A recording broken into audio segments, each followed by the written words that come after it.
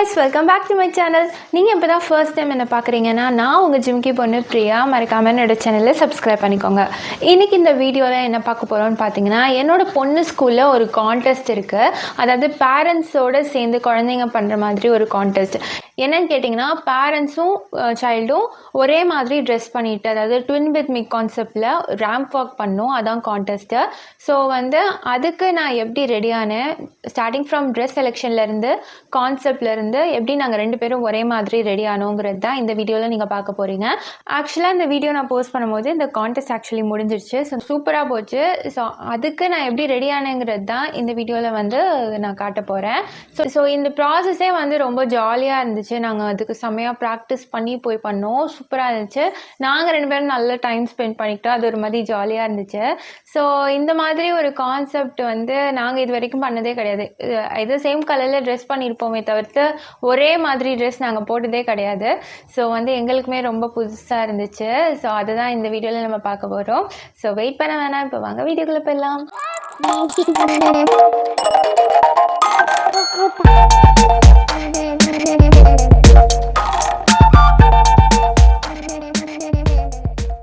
So first பார்த்தீங்கன்னா concept. So concept நம்ம first choose பண்ணோம். ஸோ நம்மளுக்கு ஒரு க்ரைட்டீரியா கொடுத்துருப்பாங்க, இதெல்லாம் இருக்கணும் அப்படின்ட்டு. ஸோ அதில் என்னென்ன இருந்துச்சுன்னு பார்த்தீங்கன்னா, 2 பேரும் ஒரே மாதிரி ட்ரெஸ் பண்ணியிருக்கணும், அதாவது ட்வின்னிங் மாதிரி இருக்கணும். அதுக்கு மார்க்ஸ் இருக்குது. க்யூட்னஸ்க்கு மார்க்ஸ் இருக்குது, ஆக்சசரிஸ்க்கு மார்க்ஸ் இருக்குது. அதே மாதிரி 1 மினிட்க்கு நம்ம யூஸ் பண்ணி வாக் பண்ணியிருக்கணும். ஸோ நான் என்ன நினச்சேன் அப்படின்னா, மேக்ஸிமம் 1 மினிட்டை கவர் பண்ணுன்ற மாதிரி நான் நினச்சேன். குழந்தைங்க இந்த கான்செப்ட் சொல்லணும், என்ன பண்ணியிருக்கோம் அப்படிங்கிறத சொல்லணும் அப்படின்னு சொன்னாங்க.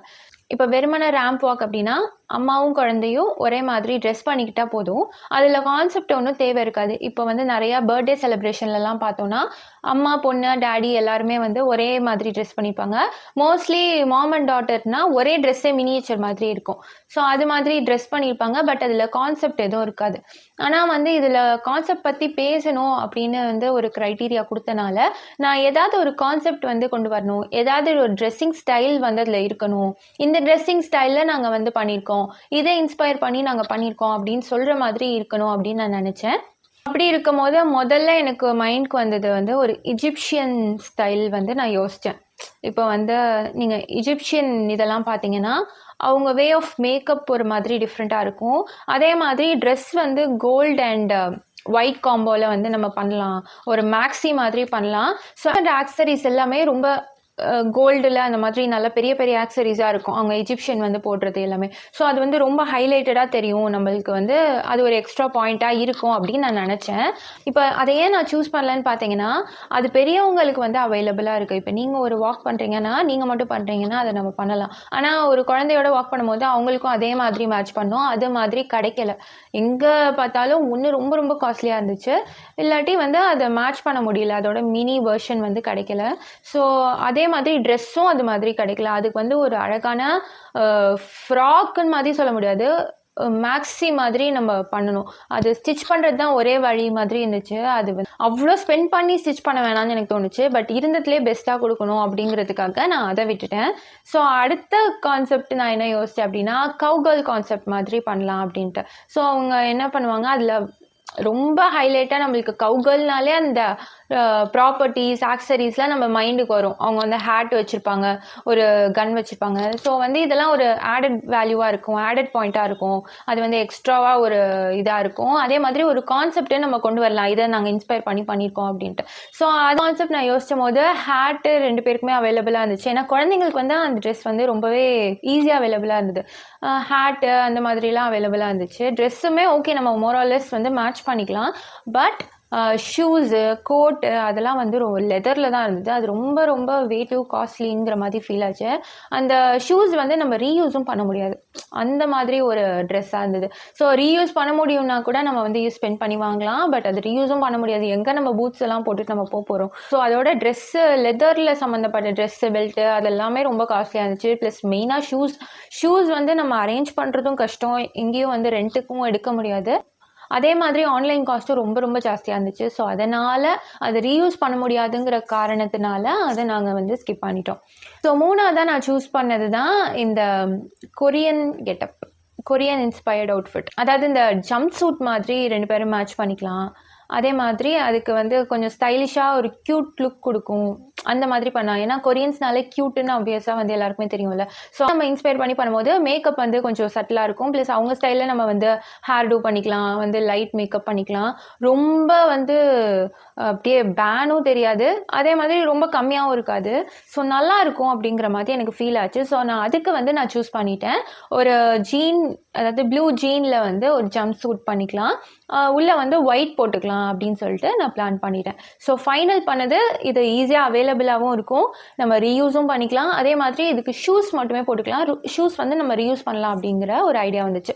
ஸோ இது வந்து எனக்கு என்னமோ 2 பேருக்குமே சூட் ஆகிற மாதிரி ஒரு கான்செப்டாக இருந்துச்சு. ப்ளஸ் அதுக்குன்னு வந்து ஒரு கான்செப்ட் இருந்துச்சு, கொரியன் அவுட்ஃபிட் மாதிரி நாங்கள் பண்ணியிருக்கோம் அப்படின்னு சொல்கிற மாதிரி ஒரு கான்செப்ட் இருந்துச்சு. ஸோ அதனால் நான் இதை சூஸ் பண்ணிட்டேன். ஸோ கான்செப்ட் வைஸ் நாங்கள் கிளியராக இந்த கொரியன் அவுட்ஃபிட் தான் போட போகிறோம்னு முடிவாயிடுச்சு. ஸோ அடுத்து பார்த்தீங்கன்னா இதோட ட்ரெஸ் செலெக்ஷன். தியாவுக்கு வந்து ஈஸியாக இந்த ட்ரெஸ் வந்து எங்கேனாலும் அவைலபிளாக இருந்துச்சு. ஏன்னா குழந்தைங்களுக்கு வந்து ஈஸியாக வந்து இந்த ட்ரெஸ் வந்து கிடச்சிது. ஸோ ஃபர்ஸ்ட் எடுத்தோடனே ப்ளூனா எல்லா இடத்துலையும் கிடைக்கும், எனக்குமே ஆன்லைனில் பார்த்துட்டேன். ஸோ இப்போ நம்ம ஒரு ட்ரெஸ்ஸு சூஸ் பண்ணுறோம் அப்படின்னா அதை ஃபர்ஸ்ட்டு 2 பேருக்கும் அவைலபிளாக இருக்கா அப்படின்னு நம்ம செக் பண்ணிக்கணும். செக் பண்ணதுக்கப்புறம் தான் நம்ம ஒன்று போய் வாங்கி ட்ரையாவது பண்ணணும். ஸோ அப்படி இருக்கும் போது ஆன்லைனில் பார்த்தா 2 பேத்துக்குமே இருந்துச்சு. பட் ஆன்லைனில் வந்து மேபி காஸ்ட்லியாக இருக்கும், நம்ம நேரில் போய் ஒன் டைம் ட்ரை பண்ணலாம் அப்படின்ட்டு நான் போத்தீஸ் போய் வந்து தியாவுக்கு பார்த்தேன். தியாவுக்கு வந்து அங்கே ஈஸியாக கிடச்சிது அந்த ஜம்ப் சூட் மாதிரி. ஸோ அதில் 3/4 ஃபுல்லுன்ட்டு எல்லா சைஸஸ்மே அவைலபிளாக இருந்துச்சு. ஸோ இது வந்து ஒரு ஈஸியாக அவைலபிளான ஒரு ட்ரெஸ். ஸோ அதனால் நான் அந்த ட்ரெஸ்ஸை வந்து நான் தியாவுக்கு வாங்கிட்டு வந்தேன். ஸோ ஃபர்ஸ்ட் எடுத்தோடனே அந்த ஜம்ப் சூட் வந்து நான் வாங்கிட்டேன். நான் ஃபோட்டோஸ் வந்து ஷேர் பண்ணுறேன், நீங்கள் பார்க்கலாம். அதுக்கப்புறம் உள்ளே போடுற அந்த டிஷர்ட் அது வந்து ஆக்சுவலி கிடைக்கல. நீங்கள் தனியாக போய் இந்த டிஷர்ட்லாம் வேணும், இந்த கலரில் வேணும் அப்படின்னா அது கிடைக்கிறதுக்கு வாய்ப்பு கிடையாது. எங்கேயாவது ஒரு இடத்துல நம்மளா பார்த்து தான் உண்டு. இது போய் இந்த இடத்துல இருக்கும் அப்படின்னு அவைலபிளாக இருக்கும் அப்படின்னு நம்ம சொல்லவே முடியாது. அந்த மாதிரி இருந்துச்சு. பெரியவங்களுக்கும் சரி குழந்தைங்களுக்கும் சரி 2 பேருக்குமே அந்த மாதிரி டிஷர்ட்ஸ் வந்து அவைலபிளாக இல்லை. ஸோ அப்படி இருக்கும் போது தியாவுக்கு பர்த்டே ஒன்று வந்துச்சு. ஸோ அதுக்கு வந்து ஒரு ஃப்ராக் மாதிரி எடுத்திருந்தேன். அந்த ஃப்ராக்குக்கு உள்ள ஒரு ஒயிட் கலர் டிஷர்ட் வந்து அதில் கிடச்சிது. ஸோ வந்து இது மெயினாக இதுக்கு யூஸ் பண்ணுறதுக்காகவே நான் அந்த ட்ரெஸ் வாங்கினேன். உள்ளே வந்து அந்த டிஷர்ட் போட்டு வெளியே வந்து ஒரு ஃப்ராக், இப்போ பெல்ட் எல்லாம் வச்சு ஃப்ராக் போட்டால் எப்படி இருக்கும் அந்த மாதிரி ஒரு ட்ரெஸ்ஸை நான் அதோட ஃபோட்டோ ஷேர் பண்ணேன். ஸோ இதில் வந்து எனக்கு கிடைச்சிது. ஸோ தியாவுக்கு வந்து இப்போ அவளோட ட்ரெஸ் வந்து ஃபைனல் ஆயிடுச்சு, நான் வாங்கிட்டேன். 2மே இப்போ இருக்குது, டிஷர்ட்டும் இருக்குது, வெளியே போடுற அந்த ஜீனும் இருக்குது. ஸோ இப்போ எனக்கு வாங்கணுங்கும் போது ஆன்லைனில் இந்த ஜம்ப் சூட் வந்து ஈஸியாக கிடைச்சிது, அதாவது ஒரு 1000க்குள்ளேயே கிடைச்சிது. நம்ம சைஸ் மட்டும் அவைலபிளாக பார்த்து வாங்கிக்கணும். ஸோ எனக்கு வந்து ஜம்ப் சூட் வந்து கிடைச்சிருச்சு, நான் ஆர்டர் பண்ணி வாங்கிட்டேன். பட் உள்ளே போடுற டிஷர்ட் வந்து ஆன்லைனில் வாங்குறது எல்லாமே மோஸ்ட்லி ரொம்ப லைட் மெட்டீரியலாக இருந்துச்சு, ரொம்ப ஃபிட்டிங் வந்து ரொம்ப டைட்டாக இருந்துச்சு. எனக்கு அது ஃபிட் சரியே ஆகலை, எனக்கு என்ன பண்ணுறதுனே தெரியல. கரெக்டாக ஒரு 2 டேஸ் முன்னாடி வரைக்கும் எனக்கு அந்த டிஷர்ட் வந்து செட்டே ஆகலை. அப்படி இருக்கும் போது ஒரு நாள் ஆக்சசரிஸ் வாங்குறதுக்காக பாண்டி பஜார் போயிருந்தோம். அப்படி இருந்துட்டு நாங்கள் ஜஸ்ட்டு கிராஸ் பண்ணி வரும்போது ஃபாஸோன்னு ஒரு ஷாப் இருக்குது, ஒரு நார்மல் குட்டி கடை. ஸோ அங்கே வந்து இந்த டிஷர்ட் வந்து அந்த பொம்மைக்கு போட்டு வச்சுருந்தாங்க. மேபி இங்கே கேட்கலாமே, ஒரு ரவுண்ட் நெக் டிஷர்ட் தானே, ஸோ மேபி கிடைக்கும் அப்படின்னு சொல்லிட்டு உள்ளே போய் பார்த்தா லக்கிலியே எனக்கு கிடச்சிது, நல்லா லூஸ் ஃபிட்டாக கிடச்சிது. அதுக்கு மேலே என்னால் ஃபிட் அங்கே பார்க்க முடியல, ஏன்னா 2 டேஸ் தான் இருக்குது, எனக்கு அதுக்கு மேலே எங்கேயுமே போய் தேட முடியாது. ஸோ அதனால் நான் அதை வாங்கிட்டு நான் வந்துட்டேன். ஸோ வந்து எனக்கும் ட்ரெஸ் இப்போ ஃபைனல் ஆகிடுச்சு. 2 பேருமே ட்ரெஸ் வந்து நாங்கள் வாங்கிட்டோம். ஸோ அந்த ட்ரெஸ்ஸோட ஃபோட்டோஸ் எல்லாமே நான் உங்களுக்கு ஷேர் பண்ணியிருக்கேன், நீங்கள் பார்த்தீங்கன்னா தெரியும். ஸோ மோராலெஸ் வந்து சேமாகவே நாங்கள் வந்து பேர் பண்ணிக்கிட்டோம். இப்போ ட்ரெஸ்ஸும் நாங்கள் செலக்ட் பண்ணி முடிச்சாச்சு, 2 பேர்த்துக்குமே இப்போ ட்ரெஸ் ரெடியாக இருக்குது. அடுத்து 3ஆவதான கேட்டகரி பார்த்தீங்கன்னா ஆக்சசரிஸ். ஆக்சசரிஸ் வாங்குறதுக்காக இதுக்காகவே பாண்டி பஜார் போயிருந்தோம். இதில் மெயினாக வந்து கொரியனுங்கும் போது நிறையா அந்த நெக்கில் அதெல்லாம் போட முடியாது. ஸோ வந்து காது தான் நம்ம ஹைலைட்டாக காட்ட முடியும். ஸோ காதுக்கான ஒரு ஆக்சசரிஸ் வந்து ரொம்ப பெரிய தோடாக ஒயிட் கலரில் 2 பேரும் மேட்ச் பண்ணி வாங்கணும்னு நான் முடிவு பண்ணிட்டேன். ஸோ அங்கே போய் பார்க்கும்போது நிறைய மேட்டில் வந்து தோடு இருந்துச்சு. ஃபர்ஸ்ட் ஒரு ஹார்ட் ஷேப் நான் வச்சுருந்தேன், நான் ஹார்ட் ஷேப் வந்து தியாவுக்கு கிடைக்கல. ஸோ வந்து இந்த மாதிரி ஒரு ரவுண்ட் தோடு வந்து மேட்டில் வந்து வாங்கிட்டோம். ஸோ எனக்கு வந்து இந்த தோடு வந்து அவைலபிளாக இருந்துச்சு. ஸோ நான் காதில் போட்டதுக்கு இந்த மாதிரி தோடு வாங்கிக்கிட்டேன். சேம் லைக் குட்டி குட்டி தியாக்கு இந்த மாதிரி குட்டியில் வாங்கினேன். ஸோ இதில் வந்து கொஞ்சம் டிசைன் இருக்கும், பட் லாங் ஷார்ட்டில் வந்து அது தெரியாது. ஸோ தியாக்கும் இந்த மாதிரி ஒரு குட்டி வாங்கிக்கிட்டேன். இது ஆக்சுவலாக நானும் போடலாம், இது பெரியவங்களோட தான். நான் கொஞ்சம் பெருசாக தெரியணுங்கிறதுக்காக அவளுக்கும் நான் இந்த மாதிரி ஒரே தோடாக வாங்கிக்கிட்டேன். ஸோ தோடு பொறுத்த வரைக்கும் எங்கள் 2 பேருக்கும் செட் ஆகிடுச்சு. ஸோ இதுதான் வந்து மெயினான ஒரு ஆக்சரி, ஏன்னா அது பார்த்தோன்னே அப்படியே தெரியும். ஸோ அதுக்காக இதை நான் வாங்கிட்டேன். கழுத்தில் நாங்கள் எதுவுமே போட போகிறதில்ல, ஏன்னா இது ரவுண்ட் நெக் மாதிரி வரும். கையில் போடுறதுக்கு 2 பேருக்கும் இந்த ஒரு கையில் போடுறதுக்கு, இந்த மாதிரி ஒரு பேண்ட் இன்னொரு கையில் போடுறதுக்கு. அதே மாதிரி இந்த பிரேஸ்லெட்டும் வாங்கினேன். இந்த ஆக்சுவலாக குழந்தைங்களோட பிரேஸ்லெட் ஒன்று குட்டியாக இருந்துச்சு, ஒன்று பெருசாக இருந்துச்சு. சரி ஆளுக்கு ஒன்று போட்டுக்கலாம், ஒரே மாதிரி இருக்கும் அப்படிங்கிறதுக்காக இந்த ஒயிட்டோட சேர்த்து இந்த பிரேஸ்லெட்டும் போட்டிருந்தோம். ஒரு கையில் வந்து அந்த ப்ளூ பேண்டு, ஒரு கையில் வந்து இந்த white colour bracelet and band. So accessory பொறுத்த வரைக்கும் ஓகே, அப்படி பார்த்தா வந்து ஏதோ ஒன்று ஒரே மாதிரி மேட்ச் பண்ணியிருக்காங்கன்னு தெரியும். காதுலேருந்து கையிலேருந்து எல்லாமே சேமாக போட்டிருந்தோம். ஷூஸும் வந்து ஒயிட்டில் 2 பேருமே வாங்கிக்கிட்டோம். ஸோ அது வந்து ரீயூஸ் பண்ணிக்கலாம். அதே மாதிரி எல்லா மாடர்ன் ட்ரெஸ்க்கும் சூட் ஆகிற மாதிரி ஒரு ஷூ வாங்கிட்டோம். ஸோ வந்து இப்போ ஃப்ரண்ட்டில் பார்த்தோன்னா காது, கை, கால் எல்லாமே வந்து ஆக்சரிஸ் வந்து வாங்கியாச்சு. ஸோ வந்து ஹேருக்கு என்ன பண்ணலாம் அப்படின்னு பார்த்தா, நாங்கள் இந்த சென்டரில் மட்டும் எடுத்து இங்கே ஒரு போனி மாதிரி போட்டிருந்தோம். இந்த இடத்துல 2 பேருமே ஒரே மாதிரி ஹேர் ஸ்டைல் பண்ணியிருந்தோம். ஸோ இங்கேருந்து மட்டும் எடுத்து சென்டரில் நடுவில் போனி வரும், இங்கெல்லாம் ஃப்ரீ ஹேர் வரும். ஸோ இந்த இடத்துல வந்து போனி போட்டோம், அது பார்த்தா தெரியும். பட் இன்னும் கொஞ்சம் அதுக்கு ஒரு லுக் கொடுக்கறதுக்காக இந்த மாதிரி ஒரு போ மாதிரி ஒன்று வாங்கியிருந்தேன். இது ஜஸ்ட் ஒரு கிளிப் தான். இதை வந்து ஜஸ்ட் ஓப்பன் பண்ணி இப்படி சொருகுனா போதும், ஜஸ்ட் இந்த மாதிரி கிளிப் பண்ணிக்கலாம். ஸோ இது வந்து இப்படி தொங்கிட்டு இருக்கும். ஸோ எனக்கு வந்து இந்த பெருசும், தியாக்கு வந்து இந்த குட்டியும் வாங்கினேன். ரொம்ப ரொம்ப அழகாக இருந்துச்சு. இது வந்து லக்கிலே எங்களுக்கு கிடைச்சிது. நாங்கள் தோடு வாங்க போகும்போது லக்கிலே இதை பார்த்தோம். லக்கிலே இது 2 சைஸில் அவைலபிளாக இருந்துச்சு. ஸோ 2 பேரும் வந்து ஒரே மாதிரி மேட்ச் பண்ணியிருந்தோம். ரொம்ப ரொம்ப சூப்பராக இருந்துச்சு. ப்ளஸ் ஃப்ரண்ட்டில் வந்து கண்ணுக்கு ஏதாவது போடலாம் அப்படின்னு சொல்லிட்டு ஒரே மாதிரி இந்த மாதிரி ஒரு கிளாஸஸ் வாங்கிக்கிட்டோம். ஸோ 2 பேருக்கும் கிட்டத்தட்ட சேம் கலராக இருக்கும். ஜஸ்ட் அந்த ஃப்ரேம் மட்டும் தான் கொஞ்சம் டிஃப்ரெண்ட்டாக இருந்துச்சு, பட் அது அவ்வளோவா தெரியல. 2 பேரும் சேமாக இந்த மாதிரி கிளாஸஸ் வாங்கிக்கிட்டோம். ஸோ ஆக்சரிஸை பொறுத்த வரைக்கும் பக்காவாக ரெடியாக இருந்தோம். தோடுலேருந்து கையிலேருந்து nail polish, even nail polish கூட நான் ஒயிட் கலரில் நான் வாங்கியிருந்தேன். 2 பேருமே ஒயிட் கலர் நெயில் பாலிஷ் போட்டிருந்தோம். ஸோ எதுவுமே இன்கம்ப்ளீட்டாக இல்லை, எல்லாமே ஃபில் பண்ணியிருந்தோம். மேலேருந்து கீழே வரைக்கும் எல்லாமே ஃபில் பண்ணியிருந்தோம். அதே மாதிரி பேக் சைட் நம்ம ரேம்ப் வாக் பண்ணும்போது பேக் சைட் திரும்பினாலும் அங்கேயும் வந்து 2 பேரும் சிமிலராக இருக்கிற மாதிரி ஒரு ஃபீல் கொடுக்கணுங்கிறதுக்காக நான் அதை வாங்கியிருந்தேன். ஹேர் ஸ்டைலும் சேம், அதே மாதிரி ஆக்சரிஸும் சேமாக இருந்துச்சு. ஸோ வந்து இருக்கிறதுலே சூப்பராக கிடச்சிது. எங்களுக்கு அதுவாகவே அமைஞ்ச மாதிரி எனக்கு ஃபீல் ஆச்சு. ஸோ கூலர்ஸோடு சேர்த்து நான் ஆக்சரிஸ் எல்லாமே ரெடி பண்ணிட்டேன். ஸோ ஆக்சரிஸை பொறுத்த வரைக்கும் பக்காவாக ரெடி ஆயிடுச்சு. ஸோ அடுத்த கான்செப்ட் பார்த்தீங்கன்னா ஹேர் ஸ்டைல். ஹேர் ஸ்டைல் வந்து எப்படி பண்ண போகிறோங்கிறத நம்ம யோசிக்கணும். நான் சொன்ன மாதிரி இங்கே 2 பேரும் ஒரு போனி தான் போட போகிறோம். பட் அதில் வந்து என்ன ஒரு கொரியன் லுக் கொண்டு வரலான்னு பார்த்தா இந்த ஃப்ரண்ட் கட். ஸோ 2 பேருமே ஒரே மாதிரி போய் கட் பண்ணிட்டு வந்தோம். ஆக்சுவலி எனக்கு இந்த கட் வந்து எனக்கு பண்ணுறது வந்து விருப்பமே இல்லை. ஏன்னா எனக்கு எந்த அளவு சூட் ஆகும்னு எனக்கு தெரியல. ஏன்னா எனக்கு ரொம்ப ஹோம்லியான ஒரு ஃபேஸ். இந்த மாதிரி ஃப்ரண்ட் கட்லாம் நான் பண்ணதே கிடையாது. ஃப்ரிஞ்சஸ் தான் பண்ணுவேன். இந்த மாதிரி பேங்க்ஸ் மாதிரி பண்ணியிருக்கேன். சைடில் தான் எப்போவுமே இருக்குமே தவிர்த்து இந்த ஃப்ரண்ட்டில் வந்து நான் பண்ணதே கிடையாது. பட் வந்து இந்த கான்டெஸ்ட்காக 2 பேருக்கும் ஒரே மாதிரி இருக்கணுங்கிறதுக்காக நான் மெயினாக போய் பண்ணிட்டு வந்தேன். ஸோ 2 பேரும் ஒரே மாதிரி பண்ணால் இந்த மாதிரி தான் கொரியன்ஸ் வந்து வச்சுருப்பாங்கல்ல ஹேர் ஸ்டைல். நம்ம எல்லாருக்குமே இப்போ தெரியும். இப்போ கொரியனை பற்றி எல்லாருக்குமே தெரியுது. அவங்க எப்படி ட்ரெஸ் பண்ணுவாங்க, என்ன மேக்கப் போடுவாங்கன்னு எல்லாருக்குமே தெரியுது. ஸோ ஆப்வியஸாக இதை பார்த்தோன்னே உங்களுக்கு தெரிஞ்சிருக்கும் இந்த மாதிரி கட் பண்ணியிருக்கேன், இந்த ஸ்டைலில் இருக்குது அப்படின்ட்டு. ஸோ நான் வந்து ஹேர் கட் போய் நாங்கள் 2 பேரும் பண்ணிட்டு வந்தோம். இது அப்போ எப்படி இருந்துச்சுன்னு பார்த்தீங்கன்னா, இது வந்து இன்னும் கொஞ்சம் இந்த சைட் கொஞ்சம் அப்படி இருக்கும். ப்ளஸ் இதெல்லாம் வந்து அயன் பண்ணிட்டு போனேன் நான். ஸோ அது வந்து இன்னும் கொஞ்சம் ஸ்ட்ரைட் கட்டாக இருக்குது. ஃபோட்டோவில் பார்த்தீங்கன்னா தெரியும், இந்த மாதிரி ஒரு கட்டாக இருக்கும். இது வந்து அயன் பண்ணோம். ஆக்சுவலாக வந்து 1 வீக் ஆச்சு. ஸோ இந்த மாதிரி கட் பண்ணிட்டு வந்தோம். 2 பேரும் இப்போ மோராலெஸ் வந்து பார்க்குறதுக்கே சேமாக இருந்தோம். ஸோ எங்களுக்கே அது ரொம்ப பிடிச்சிருந்துச்சி. தியாக்கு ரொம்ப பிடிச்சிருந்துச்சி. வந்து கட்டி பிடிச்சிட்டு அம்மா நீங்கள் என்ன மாதிரியே இருக்கீங்க, என்ன மாதிரியே இருக்கீங்கன்னு எனக்குமே ரொம்ப பிடிச்சிருந்துச்சு. அதுக்கப்புறம் இப்போ பார்த்தீங்கன்னா இதை கான்டெஸ்ட்டை பொறுத்த வரைக்கும் எல்லாமே ரெடி பண்ணியாச்சு. ஸோ அடுத்தது பார்த்தீங்கன்னா ரேம்ப் வாக். ரேம்ப் வாக்குக்கு நம்ம ப்ராக்டிஸ் பண்ணோம். அதுக்கு ஒரு மியூசிக் ரெடி பண்ணோம். ஸோ மியூசிக்கு வந்து நான் யோசிச்சிட்டேன், கண்டிப்பாக வந்து வேறு லாங்குவேஜில் தான் சாங் எடுக்கணும். ஏன்னா நம்ம லாங்குவேஜில் சாங் பார்த்தீங்கன்னா ரேம்ப் வாக் பொறுத்த வரைக்கும் ரெமோ சாங் இருக்குது. மித்தபடி பெருசாக ரேம்ப் வாக்கில் அந்த பீட்டோட நல்ல சாங்ஸ்ன்னு பார்த்தீங்கன்னா டக்குன்னு மைண்ட்க்கு வரல. எப்படி இருக்கணும்னா ஆடியன்ஸ்க்கு ஒரு ஒரு என்த்துவாக இருக்கணும். அந்த மாதிரி ஒரு பாட்டு தான் நம்ம சூஸ் பண்ணணும். இப்போ ரெமோ பாட்டு சூஸ் பண்ணிங்கன்னா, அதாவது ரேம்ப் வாக் ரெமோன்னு அன்னியனில் ஒரு பாட்டு வரும்ல, அதை சூஸ் பண்ணிங்கன்னா கண்டிப்பாக ஆடியன்ஸ் எக்ஸைட் ஆவாங்க. ஆனால் வந்து அது நிறையா பேர் சூஸ் பண்ணுறதுக்கு வாய்ப்பு இருக்குது. ஸோ அதனால் அதை வந்து நம்ம எடுக்க முடியாது. அது வந்து ஹைலி ரிஸ்கி. வேறு ஏதாவது பாட்டு யோசிக்கலாம் அப்படின்னு சொல்லிட்டு நான் பார்த்துட்டு இருக்கும்போது ரீசெண்ட் டைம்ஸில் இந்த ரீல்ஸில் ரொம்ப ட்ரெண்டான அந்த கேசோலினா பாட்டு செம்ம பெப்பியாக இருந்துச்சு. ஸோ அந்த பாட்டு வந்து வாக் பண்ணுறதுக்கு ரொம்பவே நல்லாயிருக்கும் அப்படின்னு சொல்லிட்டு அதை நாங்கள் சூஸ் பண்ணிட்டோம். ஸோ ஃபஸ்ட்டு 1 மினிட் வந்து அந்த பாட்டிலேருந்து நாங்கள் எடுத்திருந்தோம். ஸோ ஃபஸ்ட்டு ஒரு ஸ்லோவாக ஸ்டார்ட் ஆகும்போது நாங்கள் வெயிட் பண்ணிவிட்டு அப்படியே ஸ்லோவாக வாக் பண்ணி வர மாதிரி ஒரு 1 மினிட்க்கு நாங்கள் அந்த பாட்டு சூஸ் பண்ணிக்கிட்டோம். அது வந்து வாக் பண்ணுறதுக்கு செம்மையாக இருந்துச்சு.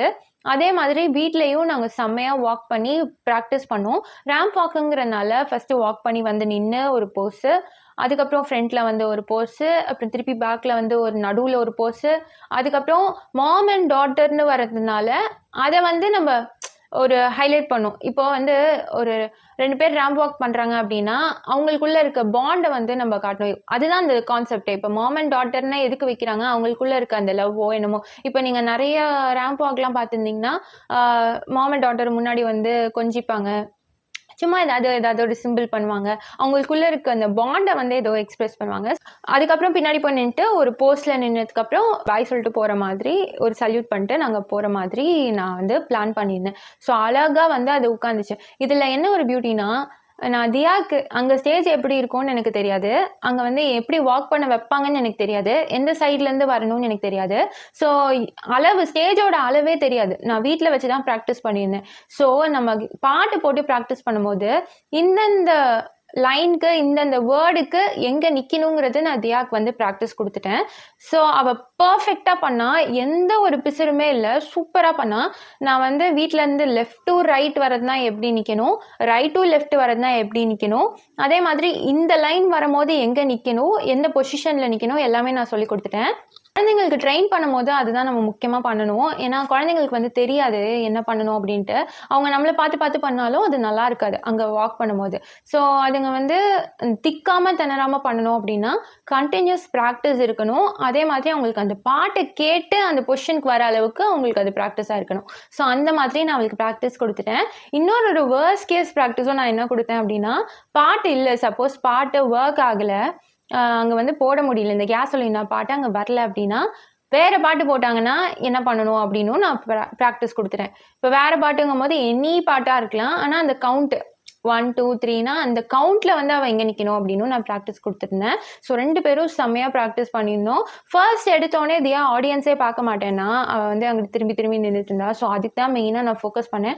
ஆடியன்ஸை பார்க்கணும், இப்படி சிரிக்கணும் அப்படி சொல்லிட்டு நான் ப்ராக்டிஸ் பண்ணேன். பட் சிரிக்கிறதெல்லாம் வந்து குழந்தைங்களுக்கு அந்த ஸ்பாட்டில் வரது தான், அதுங்களுக்கு என்ன தோணுதோ அதுதான் பண்ணுங்க. பட் ஆடியன்ஸை பார்க்கணும், ஹெட் பொசிஷன்லாம் இப்படி இருக்கணுங்கிறது ஆட்டோமேட்டிக்காக அவளுக்கு வந்துருச்சு ப்ராக்டிஸ் பண்ண.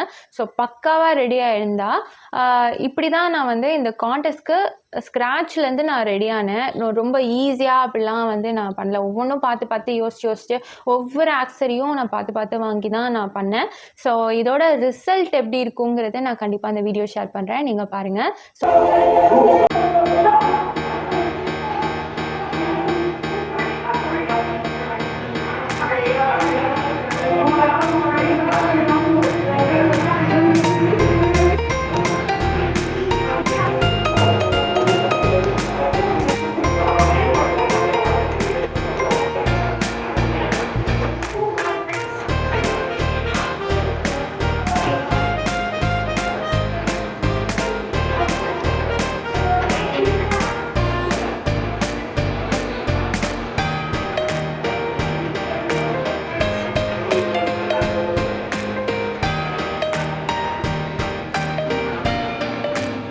ஸோ உங்களுக்கு இந்த வீடியோ வந்து ரொம்பவே யூஸ்ஃபுல்லாக இருந்திருக்கும். நீங்கள் உங்கள் குழந்தைங்களோட இந்த மாதிரி கான்டெஸ்ட்லாம் போனீங்கன்னா இது எப்படி ப்ரிப்பேர் ஆகணுங்கிறதுக்காக தான் இந்த வீடியோவை நான் மெயினாக போஸ்ட் பண்ணேன். இதில் இந்த ரேம்ப் வாக் கான்டெஸ்ட் மட்டும் இல்லை, எந்த ஒரு கான்டெஸ்ட்டாக இருந்தாலும் அந்த கான்செப்ட் வச்சு நம்ம எப்படி ரெடி ஆகணும், அதோட ஸ்டெப் என்ன, எப்படி ஸ்டார்ட் பண்ணும், எங்கேருந்து ஸ்டார்ட் பண்ணுங்கிறதுக்கு ஒரு ஐடியா கிடைக்குங்கிறதுக்காக தான் இந்த வீடியோ நான் போஸ்ட் பண்ணியிருக்கேன். இந்த வாக் எப்படி இருந்துச்சு அப்படிங்கிறத நீங்கள் கண்டிப்பாக எனக்கு சொல்லுங்கள். இன்னொரு சூப்பரான வீடியோவில் உங்களை நான் மீட் பண்ணுறேன். Until then by.